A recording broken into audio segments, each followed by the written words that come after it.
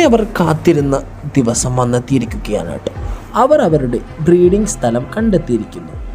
ഇതാണ് Pacific salmon അല്ലെങ്കിൽ salmon എന്നറിയപ്പെടുന്ന മത്സ്യങ്ങൾ.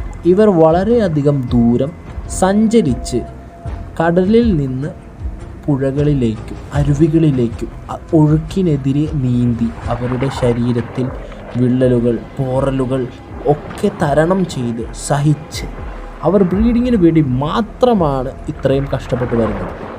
അതൊന്ന് ആലോചിച്ച് നോക്കൂ നിങ്ങൾ. അതിനുശേഷം ഇവർ തല്ലുകൂടും. ഇവരുടെ മീറ്റിംഗ് വളരെ അഗ്രസീവായിട്ടുള്ളൊരു മീറ്റിംഗാണ്. ഏകദേശം 4000 മുട്ട വരെ ഫീമെയിൽസ് ഇടും. അത് മെയിൽ വന്ന് ഫെർട്ടിലൈസ് ചെയ്യും. അങ്ങനെ അലാസ്ക എന്ന് പറയുന്ന സ്ഥലത്ത് ഒരു മില്യൺസ് ഓഫ് സാൽമൺസുകളുടെ കൂടുകൾ കാണാം. അതിനുശേഷമാണ് അവരുടെ യഥാർത്ഥ സംഭവം നമ്മൾ കാണുന്നത്. അവർ തല്ലുകൂടുകയും സ്ട്രെസ്സ് ചെയ്തതിൻ്റെ